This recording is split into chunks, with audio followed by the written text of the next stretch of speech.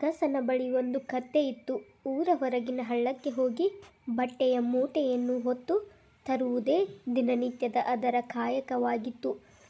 ಒಂದು ದಿನ ಅಗಸ ಬಟ್ಟೆಯ ಮೂಟೆಯನ್ನು ಕತ್ತೆಗೆ ಹೊರಿಸಿಕೊಂಡು ಹಳ್ಳಕ್ಕೆ ಬಂದು ಬಟ್ಟೆಗಳನ್ನು ಸ್ವಚ್ಛಗೊಳಿಸುವ ಕೆಲಸದಲ್ಲಿ ನಿರತನಾದಾಗ ಕತ್ತೆ ದಣಿವಾರಿಸಿಕೊಳ್ಳಲು ಹತ್ತಿರದಲ್ಲಿದ್ದ ಮರದ ನೆರಳಿನಲ್ಲಿ ನಿಂತುಕೊಂಡಿತು. ಆಗ ಆ ಮರದಲ್ಲಿದ್ದ ಮಂಗವೊಂದು ಕತ್ತೆಯ ಹತ್ತಿರ ಬಂದು, ಏನು ಕತ್ತೆರಾಯ, ಚೆನ್ನಾಗಿರುವೆಯಾ ಎಂದು ಕುಶಲೋಪರಿ ವಿಚಾರಿಸಿತು.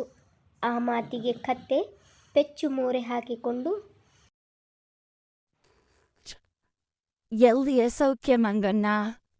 ದಿನಾಲು ಭಾರವಾದ ಬಟ್ಟೆ ಮೂಟೆಯನ್ನು ಹೊತ್ತು ಬೆನ್ನು ಗೂನಾಗಿದೆ. ನಿನ್ನ ಹಾಗೆ ಹಾಯಾಗಿ ಹಾರಾಡಲು ನನಗೆ ಸಾಧ್ಯವಾ? ಎಂದು ತನ್ನ ದುಸ್ಥಿತಿಯನ್ನು ವಿವರಿಸಿತು. ಕತ್ತೆಯ ಬಗ್ಗೆ ಮಂಗನಲ್ಲಿ ಕನಿಕರ ಉಂಟಾಯಿತು. ಸ್ವಲ್ಪ ಯೋಚಿಸಿ ನೋಡಿ, ಕತ್ತೆಯನ್ನ ನಾನೊಂದು ಉಪಾಯ ಹೇಳುವೆ, ಅದರಂತೆ ನಡೆದುಕೊಂಡರೆ ಸುಖದಿಂದ ಹಾರಾಡಬಹುದು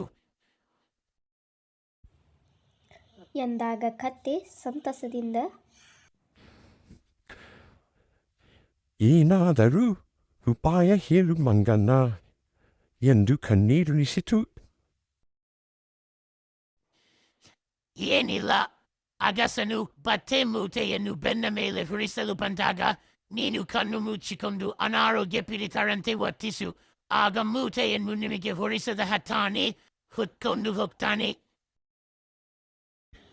ಎಂದು ಕುಟಿಲೋಪಾಯವನ್ನು ಕಿವಿಯಲ್ಲಿ ಉರಿಸಿತು. ಪಾಪ ಕತ್ತೆ ಹಿಂದು ಮುಂದು ವಿಚಾರಿಸದೆ ಮಂಗಣ್ಣ ಹೇಳಿದಂತೆ ವರ್ತಿಸಿತು.